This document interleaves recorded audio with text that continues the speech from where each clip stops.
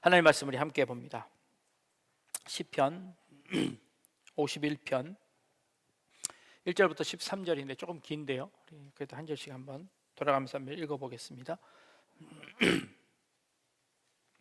하나님이여, 주의 인자를 따라 내게 은혜를 베푸시며 주의 많은 긍휼을 따라 내 죄악을 지워 주소서.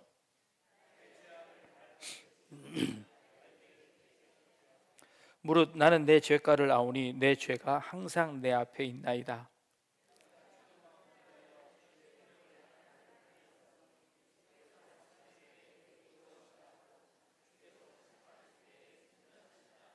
내가 죄악 중에서 출생하였으며 어머니가 죄 중에서 나를 잉태하였나이다.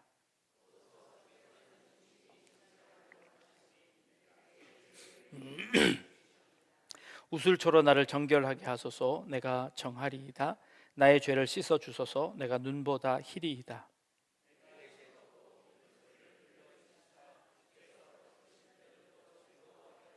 주의 얼굴을 내 죄에서 돌이키시고 내 모든 죄악을 지워 주소서.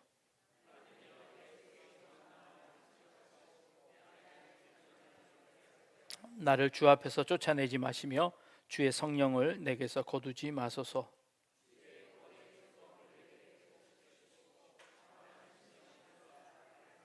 같이 읽겠습니다. 그리하면 내가 범죄자에게 주의 도를 가르치리니 죄인들이 주께 돌아오리이다. 아멘. 우리 전도할 때 회개하고 예수 믿고 구원 얻으십시오 라는 이제 전도를 합니다. 전도의 단계는 회개하고 예수 믿고 그리고 구원받아라 라는 전도의 아주 핵심 메시지입니다. 그 말을 들은 사람들은 뭘 회개해야 될까요? 뭘 회개하나요? 당신 죄인 아닙니까? 그러면 이제 그 말에 뜨끔하지 않을 사람은 없습니다. 여러분들은 몇 번의 죄를 지었습니까? 하루 한 번씩 죄를 지으면 1년에 365번의 죄를 짓고 10년이면 3650번의 죄를 짓고 그래서 50년을 살면 182,500번의 죄를 짓습니다. 여러분들은 182,500번 이상의 죄를 지으셨습니다. 그렇죠? 그러면 여러분들이 지은 죄는 한 18만 개쯤 될까요? 죄의 종류가 한 18만 개쯤 죄를 지었을까요? 죄의 종류가 한 그 정도쯤 될까요? 아니죠. 아닙니다. 같은 죄를 계속 짓습니다. 뭐 몇 가지 안 되는 죄. 여러분들 회개해 보셨잖아요. 회개해 보면 늘 그 죄 놓고 또 회개하고 또 회개하잖아요. 그러면 여러분들 그렇게 회개하면 그 다음에 또 죄 안 짓나요? 그냥 또 지을 걸 뭐하러 회개를 해요? 똑같은 죄 맨날 잘못했다고 그럴 건데 또 뭘 그걸 한꺼번에 오늘 안 하고 내일 몰았다가 오늘 것까지 그냥 다 한꺼번에 하면 안 될까요? 교회 올 때마다 이렇게 조금씩 씻어야 할까요? 죄가 뭘까요? 뭐가 죄일까요? 술 먹는 거 죄인가요? 담배 피는 건 죄인가요? 그럼 어느 나라는 죄가 아니고 어느 나라는 죄고 그러면 그건 죄인가요? 어디서는 죄고 어디서는 죄가 아니면 포도주는 죄가 아니고 맥주는 죄고 소주는 죄인가요? 예수님은 포도주를 드셨는데 와인은 괜찮고 이거는 안 될까요? 아니면 도수가 문제일까요? 몇 도 이상은 되고 몇 도 이상은 안 되는 게 문제일까요? 뭐가 죄인가요? 여러분 죄가 뭐라고 생각하세요? 막상 뭐가 죄냐라고 물어보면 대답이 사실 쉽지 않습니다. 근데도 우리는 늘 당신 죄냐? 그러면 우리는 그냥 꼬리를 내리는 겁니다. 죄란 뭘까요? 사실은요 이건 굉장히 철학적인 질문이고요. 굉장히 학문적으로 이 죄를 규정하는 게 쉽지 않습니다. 죄는 법률로 정한 것만 죄인가요? 법률로 하지 말라고 한 건 죄인가요? 그러면 법률은 어떤 나라에서는 죄고 어떤 나라에서는 죄가 아니에요. 그렇다면 죄는 나라에 따라서 달라지는 걸까요? 시대에 따라서 달라지는 걸까요? 없던 법도 새로 만들면 죄가 돼요. 그러면 어제는 죄가 아니었다가 오늘 국회의원이 법을 만들면 그건 오늘부터는 죄가 되는 거예요. 그리고 국회에서 이거 죄로 하지 맙시다. 그리고 그 법을 없애버려요. 그럼 죄가 아니에요. 그럼 뭐가 죄예요? 도덕적인 것 죄를, 법률적인 것 말고 도덕적인 죄 있잖아요. 그 도덕은 시대가 지남에 따라 달라져요. 그 도덕은 문화에 따라서 달라져요. 그러면 뭐가 죄예요? 뭐가 죄예요? 옛날에는요, 이 죄에 대한 논쟁을 엄청나게 했어요. 선과 악이 있는데 선은 선한 거, 뭐가 선한 걸까? 인간의 영혼은 선하고 인간의 육체는 악하다. 이원론이죠. 그리고 그것의 본질은 원래 착하고 선한 건데 나중에 외형적인 거, 겉모습은 악한 거야. 그래서 우리의 영혼은 선하고 육체는 악하니 우리의 육체의 모든 것을 다 버려야 돼 라고 생각했었어요. 그래서 우리의 이 육체를 학대했었어요. 막 산속에 올라가서 막 밥을 굶기도 하고 막 엄청난 힘든 일들을 해갖고 육체의 죄악을, 육체를 다 이겨내는 거예요. 그리고 정신 승리하면 그건 진짜 선이라고 생각했어요. 그러다가 그게 불가능하다는 것을 깨닫고 나서는 오히려 이렇게 이야기했었어요. 우리의 육체는 우리의 영혼에 어떤 영향력도 미칠 수 없으니 우리 육체는 마음대로 살아도 돼. 그래도 우리의 영혼은 깨끗해 라고 하는 이 이원론이 완전 또 반대 방향으로 가기도 했어요. 이거는 아니라는 생각이 들죠. 두 개 다. 우리의 영혼과 우리의 육체는 뗄래야 뗄 수 없는 관계지 어떤 건 선하고 어떤 건 악하다고 이야기할 수 없는 거죠. 그러면 육체는, 이 죄라는 것, 악이라는 것은 이게 영혼과 육체의 관계는 아니라고 이야기하는 것이죠. 그랬더니 이렇게 이야기합니다. 어떤 사람이요, 악은, 죄는 그런 게 아니라 완전한 선이 있는데 그 완전한 선에서 조금 뭔가 부족한 거, 이게 악이야, 이게 죄야 라고 이야기하는 겁니다. 완전한 것이 있는데 그것에서 조금만 부족하면 너는 요만큼 죄인이야, 너는 이만큼 죄인이고 너는 이만큼 죄인이야. 선의 결핍이 죄다 라고 이야기하기도 했습니다. 내가 최선을 다할 수 있었는데 최선을 다하지 않은 것, 너 그거 죄야. 하나님을 향해서 네 사랑을 다 할 수 있었는데 그거 열심히 하지 않은 것, 그거 죄야 라고 이야기하는 겁니다. 그걸 죄라고 이야기했습니다. 그러고 나서 보니까 우리 모두는 다 죄인이에요. 그럼 죄 안 짓고 죄의 극복은 어떻게 하면 될까요? 아니 그러면 우리가 죄 안 짓고 완전해질 수 있단 말인가요? 그 완전에 갈 수 있는 건가요? 그 완전은 또 뭔데요? 이렇게 얘기하면 얘기할 게 없어지는 겁니다. 그럼 도대체 죄는 뭘까요? 악은 뭘까요? 그랬더니 어떤 사람이 이렇게 이야기합니다. 죄라는 것은 환상에 불과해. 그건 우리의 마음속으로 짓는 거야. 그건 죄는 없는 거야. 실체가 없는 거야. 실체가 없는데 그냥 우리가 생각하는 거, 그것 죄인 거지 라고 얘기하는 겁니다. 죄가 실체가 없나요? 실제로 우리 삶으로 죄를 짓잖아요. 환상인가요? 아니잖아요. 그렇다면 죄는 뭘까요? 성경에서 이야기하는 죄는 뭘까요?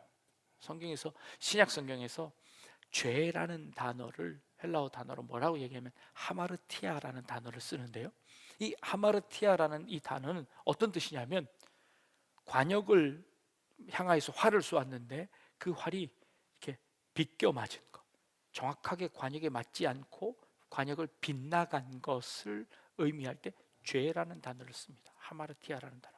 그러면 그 관역에 정확하게 맞는 건 뭘까요? 하나님의 뜻에 맞는 것, 하나님이 옳다고 한 것, 하나님이 명령하신 것, 하나님이 말씀하신 것에 빗나가는 것은 죄라고 이야기하는 겁니다.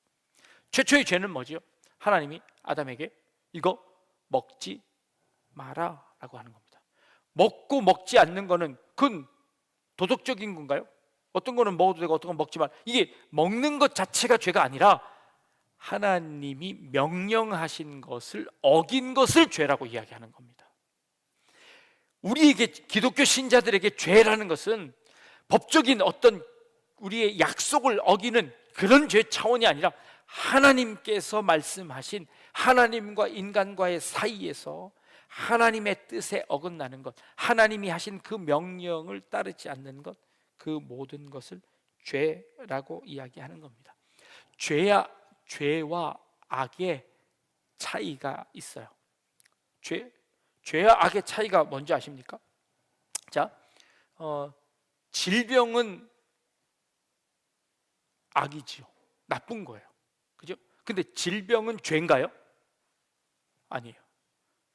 자, 지진이 일어났어요. 산에 불이 났어요. 그래서 모두 다 타버렸어요. 이건 나쁜 거지요. 그런데 그건 죄는 아니에요. 우리 삶 가운데 나쁜 악이 있어요. 그러나 그 악과 죄는 다른 거예요. 우리는 자꾸 이걸 혼동할 때가 있어요. 이 세상에 있는 모든 악에 대한 책임이 하나님께 있는 것처럼 왜 그런 일들이 일어납니까? 하고 하나님을 향하여서 이야기하지만, 하나님이 그걸 뭐라고 하시는 것이 아니라 하나님의 말씀을 듣지 않은 죄에 관해서 우리에게 징계하시는 거죠. 악과 죄를 다른 것으로 보아야 한다는 겁니다. 그런 차원에서 이 세상의 모든 사람들은 하나님의 기준에서 죄인인 겁니다. 하나님의 말씀을 어겼기 때문입니다.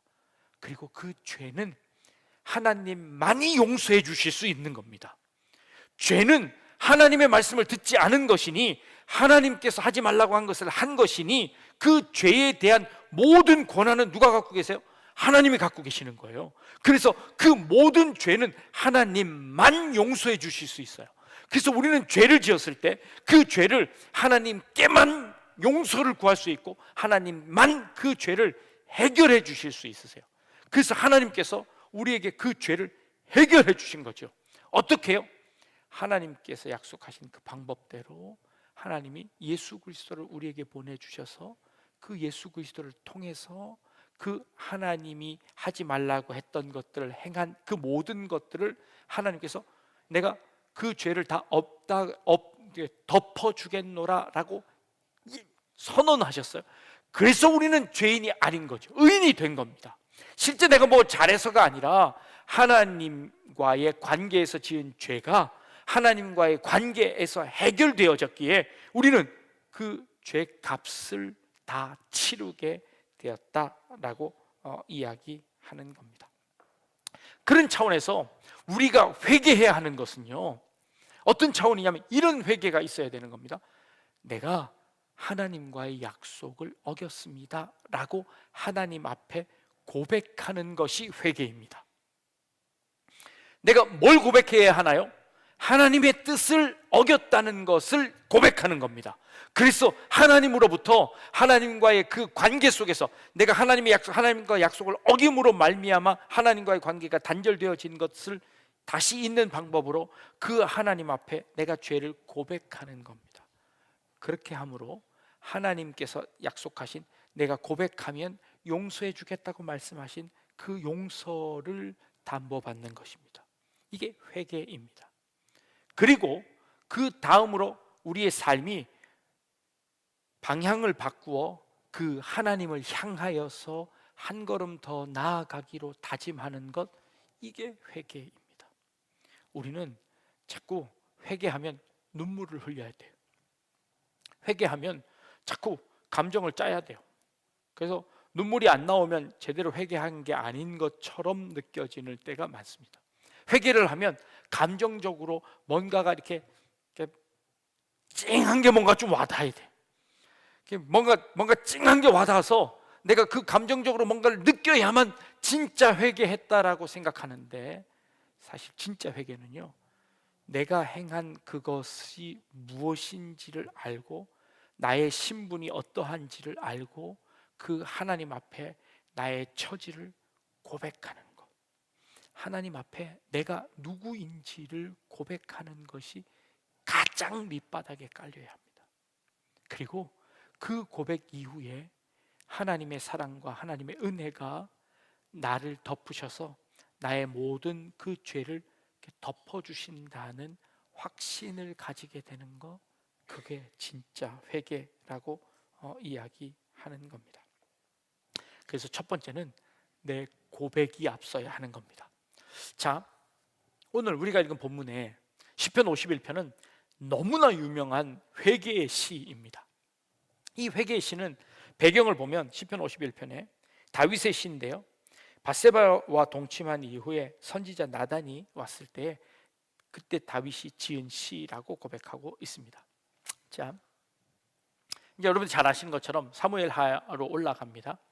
다윗이 어느 날 암몬과의 전쟁터에 자신의 부하들을 다 내보내고 자신의 왕궁을 이렇게 거닐고 있었습니다. 그런데 그 왕궁 너머에 있던 어떤 한 목욕하는 한 여인을 봅니다. 그리고는 음욕을 품고 그 여인을 데려다가 동침을 하게 됩니다. 그런데 그 여인이 누군가 보았더니 전쟁터에 나가 있는 자신의 그 부하 장수의 아내였습니다. 그래서 그 아내를 범하게 됩니다. 그리고는 그 여인은 이제 집으로 돌려보냈고 그냥 집에서 지내게 됩니다. 그런데 어느 날 이 여인이 그 일이 있은 이후에 아이를 가졌다는, 임신을 했다는 것을 본인이 깨닫고 다윗 왕에게 전가를 보냅니다. 내가 아이를 가졌습니다. 당신 아이인 것 같습니다. 하고 이제 다윗에게 이 전가를 보낸, 그 다윗에게 전가를 안 보내면 자기는 그 돌 맞아서 죽는 거잖아요. 자기는 혼자, 남편은 이미 전쟁터에 나가 있는데 혼자 아이를 가졌으니 분명 이 여인은 온 동네 사람들로부터 돌 맞아서 죽게 되어 있습니다. 그러니 왕이 당신이 책임져야 합니다 하고 왕에게 전가를 보낸 겁니다. 그러자 이제 왕이 책임져야 되잖아요. 어떻게 책임질까요? 다윗은 이렇게 이야기합니다. 그 전쟁터에 나가 있는 그 군대 장관에게, 요압에게 가서 야, 그 우리야라는 장군이 있는데 그 장군 나한테 좀 이 예루살렘으로 좀 보내봐라. 그래서 이 우리야를 이 예루살렘으로 불러냅니다. 그리고는 다윗은 슬그머니 그에게 포상을 주며 임금이 내리는 상을 주면서 집에 가서 며칠 묵었다가 오거라 하고 포상 휴가를 주는 거예요. 포상 휴가를 주면 그 자신의 잘못을 슬그머니 덮을 수 있을 거라고 다윗은 치밀하게 계획을 세운 겁니다. 그런데 이 우직한 우리아가, 아니 내 지금 부하들은 여전히 전쟁터에 나가서 싸우고 있는데 내가 어찌 편안하게 집에 가서 잘 수 있겠습니까? 하고 우직하게 그 다윗성 옆에다가 텐트 치고 장군들과 같이 자는 거예요. 집에 안 들어가는 거예요. 그러자 다윗이 자기의 계획이 다 어그러졌습니다. 그래서 이번에는 그 우리아의 손에 이거 요압 장군에게 갖다 주어라 하고 편지를 쓰는데 그 편지의 내용이 그렇습니다. 이 편지를 갖고 가는 우리아를 전쟁터의 맨 앞에 배치해서 그 극심한 그 성을 점령할 때 그 맨 앞에 가게 해라. 그리고 우리아가 맨 앞에 들어가면 슬그머니 다른 사람들 다 빠져나와서 우리아가 죽게 만들어라 라고 그 편지를 우리아의 손에 줍니다. 그리고 요압은 시키는 대로 우리아를 앞에서 죽습니다. 우리아가 죽자 자기는 멋지게 우리아의 죽은 아내를 자신의 아내로 거두어서 그 미망인을 도와주는 것처럼 해서 멋지게 자신의 그 잘못을 이렇게 쓱 덮어버립니다. 그리고 시간이 지났습니다. 아무도 알지 못한다고 생각했습니다. 그때 하나님의 선지자 나단이, 하나님께서 그에게 계시를 하십니다. 그리고 나단이 그 다윗에게 와서 이야기합니다. 슬그머니 이야기를 하나 꺼냅니다. 임금이시여, 어느 동네에 양과 소가 아주 부유한 사람이 있습니다. 그런데 그 동네에는 아주 가난한 사람이 있는데 양 한 마리 키우는 사람이 있는데 마치 자기 딸처럼 키우는 그런 암양의 한 마리 키우는 사람이 있었습니다. 그런데 어느 날 그 동네에 귀한 손님이 오게 되었습니다. 그러자 이 부자는 그 한 마리 양 갖고 있는 그 양을 빼앗아 그 양을 잡아 손님을 대접했답니다. 하고 다윗 왕에게 이야기했습니다. 다윗 왕은 그 이야기를 듣는 순간 화를 버럭내면서 도대체 내가 다스리는 이 나라에 그런 사람이 있을 수 있느냐? 내가 당장 잡아다가 그에게 4배 이상 갚게 만들겠다 하고 호통을 칩니다. 그 사람이 도대체 누구냐고 이야기합니다.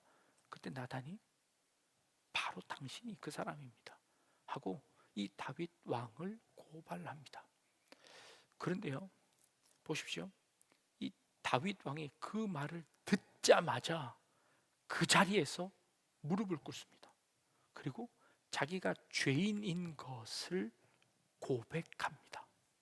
그 고백하면서 지은 시가 시편 51편 시입니다. 자, 보십시오. 다윗은 무슨 죄를 지었죠? 간음한 죄를 지었습니다. 근데 이게 지금 그 당시에 간음한 죄가 큰가요? 아니면 그래서 전쟁터에 나가서 이게 살인한 죄가 큰가요? 살인죄가 큰가요? 간음죄가 큰가요? 뭐가 더 큰 죄인가요? 다 나쁜 죄죠. 다 나쁜 죄입니다. 그런데 지금 나단이 고발하는 죄는 뭔가요? 나단이 지금 고발하는 죄는 뭔가요? 약자의 것을 빼앗은 것을 고발하고 있습니다. 약자의 것을 빼앗은 것을 고발하는 그 선지자에게 다윗은 벼락같이 화를 냅니다. 이 다윗은 진심이었을까요? 진심이었습니다. 자기 나라에, 내가 다스리는 이 나라에 그런 파렴치한 사람은 없어야 된다고 화를 버럭 냈습니다. 근데 그게 자기인 줄은 몰랐습니다. 자기가 그런 짓을 하고 있다는 것은 다윗은 깨닫지 못했습니다. 근데 지금 그 일을 빗대어 자기의 한 행동을 고발하는 나단의 그 고발에 다윗이 무릎 꿇습니다. 다윗은 그게 죄인지 몰랐을까요? 죄인 줄 알았으니까 감췄지요. 그리고 감추고 그건 아무도 모른다고 생각했습니다. 더 이상 어떤 사람도 그 죄를 모른다고 생각했습니다. 하나님이 그것을 아신다고 생각하지 않았습니다. 아니면 어쩌면 임금으로서 수많은 여인들을 후궁으로 삼았던 다윗에게 한 사람의 후궁을 더 드린다고 해서 다윗에게 그것은 죄가 아니라고 생각했는지도 모릅니다. 전쟁터에서 수많은 사람이 죽어나갑니다. 그 전쟁터의 죽음 가운데 장수 하나 죽어나가는 것, 그거 아무것도 아니라고 생각할 수도 있습니다. 다윗의 죄는 뭘까요? 뭐가 다윗의 죄일까요? 뭐가 다윗이 치명적으로 잘못한 죄고, 다윗은 지금 그 죄 앞에서 무릎을 꿇었을 때 그는 무엇 때문에 무릎을 꿇었을까요? 시편 51편을 한번 보겠습니다. 3절 말씀에 무릇 나는 나의 죄가를 아오니 내 죄가 항상 내 앞에 있나이다 라고 고백합니다. 지금 다윗이 뭘 고백하나요? 내가 그것 하나 지은 죄가 아니라 내 죄가 항상 내 앞에 있습니다. 내가 죄악 중에 출생하였으며 어머니가 죄 중에서 나를 잉태하였나이다. 보소서 주께서는 중심이 진실함을 원하시니 내게 제일 은밀히 가르치나이다 라고 고백합니다. 자, 내가 그 사건을 딱 듣는 순간 나는 늘 죄가 내 앞에 있었고 그 죄를 한 번도 이겨본 적이 없다는 것을 고백합니다. 우리 아시잖아요. 우리가 똑같은 죄를 매번 잘못했다고 회개하고 그거 안 하겠다고 하는데 또 죄를 저지르는 우리의 모습을 알잖아요. 다윗도 마찬가지라는 것을 그제서야 깨달았습니다. 내가 조금 왕이랍시고 도덕적으로 산다고, 정직하게 산다고, 내가 그 정직하게 그 백성들을 다스린다고 어쩌면 자부심이 있었는지도 모릅니다. 그런데 그 조그만 죄라고 생각했던 그 모든 것들을 얼마나 치밀하게 감추고 모른 척하고 살아왔는지, 내가 그런 죄인이라는 것을 하나님 앞에 고백하는 겁니다. 지금 다윗은 누구한테 죄를 빌어야 하나요? 다윗 누구한테 죄를 빌어야 돼요? 우리아에게 빌어야 하나요? 우리아는 이미 죽었습니다. 그럼 밧세바에게 빌어야 하나요? 누구한테 지금 죄를 빌어야 하나요? 지금 다윗이 내가 누구한테 죄를 지었다고 이야기했냐면 4절에 내가 주께만 범죄하여 주의 목전에 악을 행하였사오니 라고 고백합니다. 다윗이요, 이 죄가 물론 도덕적으로 잘못한 것, 그리고 살인죄를 저지른 것, 이 모든 죄 다 죄라는 거 압니다. 그러나 진짜 내가 죄의 그 근원을 따져가서 보니까 내가 하나님과의 맺었던 그 죄, 하나님이 모를 거라고 생각하고 감추려고 했고, 하나님이 명령하신 그것, 하나님께서 허락하신 그것 밖의 일들을 행하는 자신의 모습이 그 죄의 근본이었음을 깨닫게 되었습니다. 그래서 다윗은 내가 내 평생에, 아니 내가 어머니 태중에서부터 지금까지 죄인임을 깨달았습니다. 그리고 내 모든 죄는 하나님 앞에만 있습니다 하고 그 하나님과의 죄를 이 다윗이 하나님 앞에 고백하는 겁니다. 그리고 그 죄는 누구만 용서해 주실 수 있다고요? 우슬초로 나를 정결케 하소서 내가 정하리이다. 하나님만 내 죄를 정할 수 있습니다. 하나님만 내 죄를 깨끗게 하실 수 있습니다. 왜요? 우리의 모든 죄는 하나님과의 관계이기 때문입니다. 하나님과의 관계이기 때문입니다. 그래서 지금 다윗은 그 하나님 앞에 자신의 마음, 그리고 뿐만 아니라 자신의 근본된 죄를 하나님 앞에 고백하고 있는 겁니다. 그리고는 10절 말씀에 이렇게 기도합니다. 하나님이여 내 속에 정한 마음을 창조하시고 라고 되어 있습니다. 창조하시고.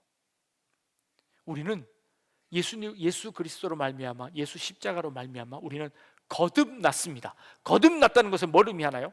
새롭게 태어났다는 것을 의미합니다. 새롭게 태어났다는 것은 예전에 나는 이미 죽었습니다. 죄 때문에 있는 나는 죽어서 없어지고 새롭게 창조되었습니다. 새로운 피조물로 창조되었습니다. 이게 구원입니다. 이게 구원이죠. 내가 하나님이 아니면 새롭게 태어날 수 없음을 고백하는 겁니다. 하나님의 은혜가 아니면 한순간도 살아갈 수 없음을 고백하는 겁니다. 이거야말로 진정한 구원입니다. 내가 뭐 훔쳤고요, 거짓말했고요, 누구 미워했고요, 물론 그것도 죄입니다. 그것 말고 우리의 존재 자체가 새롭게 태어나는 겁니다. 그 모든 것으로부터 해방되어지고 새롭게 태어나는 것, 이거 구원이라고 이야기하는 겁니다. 그 구원적인 차원에서 이 다윗이 그 순간 깨달았습니다. 내가 도덕적으로 하나 둘 정도, 아니 그 사람을 향해서 노를 바라면서 어떻게 그런 죄를 저지를 수 있어? 라고 이야기했던 그 사람이 자신의 모습임을 깨닫고 그저 도덕적으로 조금 더 낮게 사는 것, 그 차원을 넘어서서 우리 인간의 근본적인 우리의 모습이 하나님의 은혜가 아니면 한순간도 살아갈 수 없는, 이 세상에 의인은 하나도 없다는 것을 깨닫고 그 자리에서 무릎을 꿇는 겁니다. 그리고 그의 존재 자체가 하나님 앞에 내어 맡기는 겁니다. 그리고 내 마음을 새롭게 창조해 주십시오. 내 안에 정직한 영을 새롭게 하여 주옵소서. 정직한 영, 내가 죄인이라는 것을, 하나님의 은혜가 아니면 한순간도 살아갈 수 없다는 것을 고백하는 그런 사람이 되어지는 거죠. 바리새인들이 예수님이 그렇게 말씀하십니다. 바리새인들이 일어나서 기도하면, 하나님 앞에 기도합니다. 하나님, 나는 일주일에 3번을 금식하고요, 난 11조를 하고요, 내가 어려운 사람들을 도와주고요, 내가 이런 것들을 합니다. 내가 회개를 했고요, 내가 자랑했습니다. 세리가 죄인이 나는 죄인입니다 라고 고백하는 이 두 사람의 기도를 놓고 누구의 기도가 올바른 기도인가 라고 이야기합니다. 우린 자꾸 바리새인의 기도를 닮아가려고 합니다. 하나님, 내가 오늘 이렇게 열심히 살았고요, 내가 이런 죄를 짓지 않으려고 노력했고요, 내가 이런 열심들을 가지고 하나님을 향하여 이렇게 열심을 했고요, 내가 하나님을 위해서 이런 일들을 했습니다. 우린 자꾸 그런 사람이 되려고 합니다. 아니요, 우리의 존재 자체는 죄인일 수밖에 없다는 고백을 매일 해야 하는 겁니다. 그 고백을 함으로 말미암아 하나님의 은혜가 그 위에 세워지는 겁니다.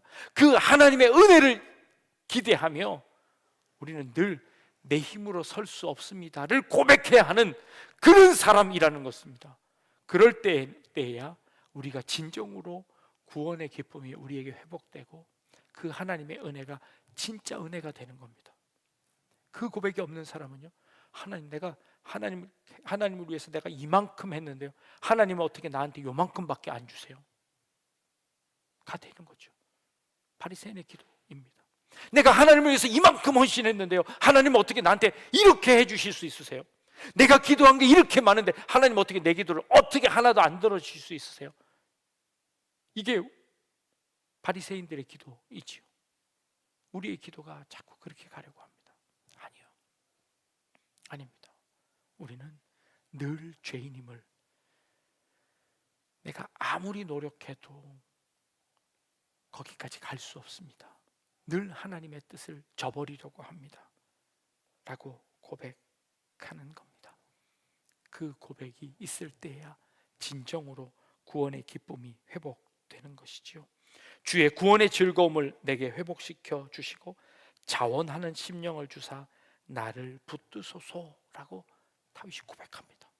그렇습니다. 구원의 즐거움은요, 구원의 즐거움은 내가 죽을 수밖에 없는 죄인이 살아나게 되었다, 용서함 얻었다라는 것을 확인할 때 우리의 구원의 즐거움이 있는 겁니다.